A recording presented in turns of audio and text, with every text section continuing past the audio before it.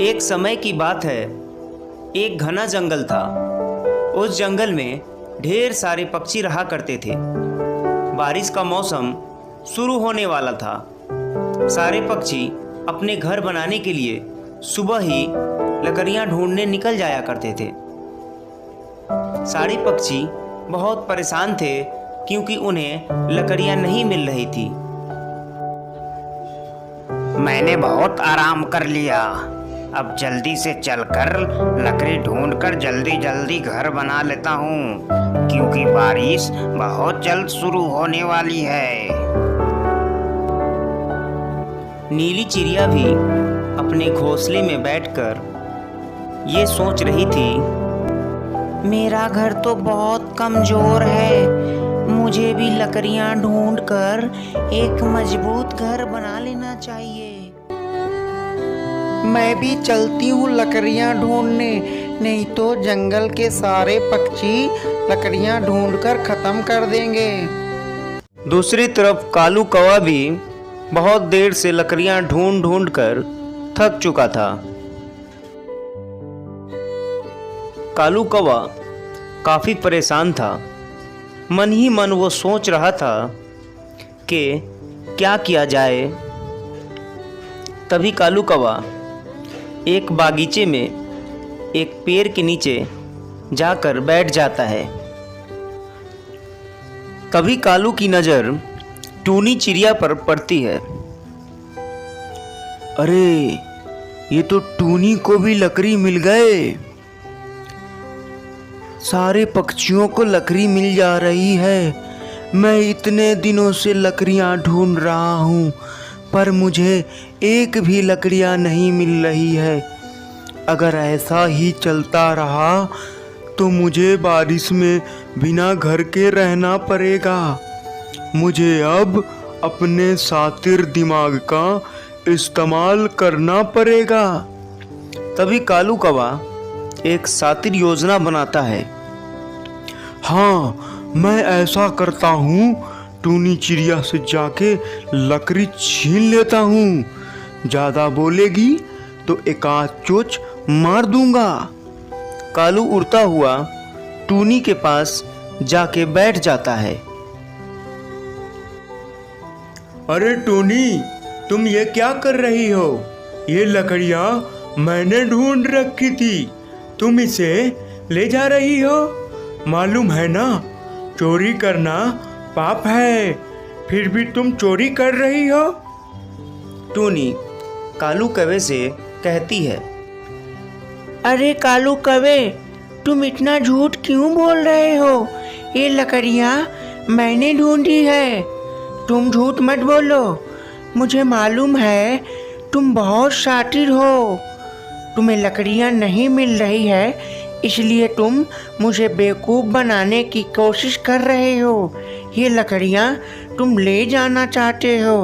अच्छा टोनी, अब तुम्हें पता लग गया है तो चलो लाओ, ये लकड़ी अब मुझे दे दो।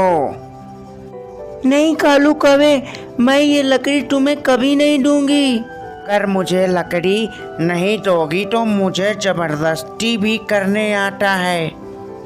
तभी टूनी अपना लकड़ी देकर वहाँ से चली जाती है। सभी पक्षी अपने घरों में आराम से रह रहे होते हैं, मगर टूनी का घर नहीं बना होता है। तभी बारिश शुरू हो जाती है। टूनी और उसके बच्चे बारिश में भीग रहे होते हैं। तभी टूनी की नज़र एक खोखले पेड़ की तरफ पड़ती है और टूनी वहाँ अपने दोनों बच्चों को रख देती है। लेकिन खोखले पेड़ में इतनी ही जगह होती है जहाँ उसके सिर्फ दोनों बच्चे रह सकते हैं। टूनी रात भर बारिश में भीग रही होती है। सुबह बारिश बंद हो जाती है। बारिश में भीगने के कारण टूनी की तबीयत ज़्यादा खराब हो जाती है। टूनी मुर्गा बैद जी के पास जाकर सारी बातें बताती है। मुर्गा बैद जी टूनी से कहते हैं, अरे टूनी बेटा, तुम्हें घबराने की कोई आवश्यकता नहीं है। मैं तुम्हें एक दवा देता हूँ, उसे घर जाकर खा लेना। तुम्हारी तबीयत जल्द ही ठीक हो जाएगी। और एक और मैं दवा पानी वाला देता हूँ, उस पानी को पेड़ के नीचे डाल देना। एक फल उस पेड़ का बड़ा हो जाएगा और तुम उस फल को खोखला करके अपना घर बना लेना। टूनी वैद्य जी की दी हुई दवा लेकर आती है और उस पेड़ में उस दवा को डाल देती है।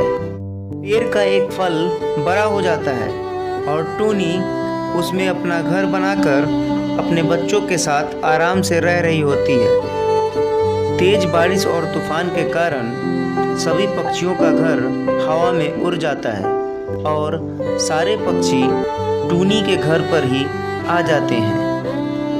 तभी नीली चिड़िया टूनी से कहती है, अरे टूनी बहन, हम लोग बहुत परेशान हैं। हमारा घर तूफान में उड़ गया है, हमें रहने की बहुत दिक्कत है। टूनी बहन प्लीज हमारी मदद करो। टूनी सारे पक्षियों को मुर्गा वैद्य जी के बारे में बताती है। अरे बहन, ये तो मुर्गा वैद्य जी का कमाल है, जिन्होंने एक दवा दिया था जिससे एक पेड़ का फल बड़ा हो गया और मैं इस फल में अपना घर बनाकर रह रही हूँ। तुम लोग भी मुर्गा वैद्य जी से जाकर दवा ले लो और आराम से अपना घर बना के रहो। सारे पक्षी मुर्गा वैद्य जी के पास पहुंचकर अपनी तकलीफें सुनाते हैं।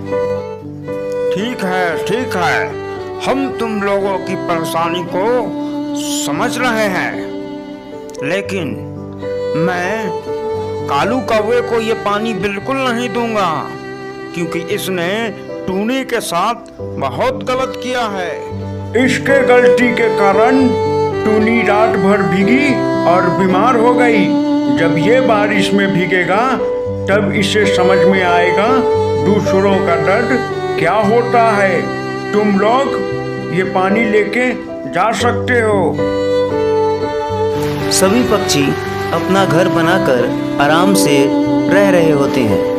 कालू कौवा बारिश में भीग रहा होता है और मन ही मन ये सोचता है कि हमने टूनी के साथ बहुत गलत किया। कहते हैं ना, जैसी करनी वैसी भरनी। बच्चों, हमें इस कहानी से ये सीख मिलती है कि हमें किसी को बेवजह नहीं सताना चाहिए। अगर आपको हमारी ये कहानी अच्छी लगी हो तो हमारे चैनल को सब्सक्राइब करें ताकि अगली वीडियो आप तक आसानी से पहुंच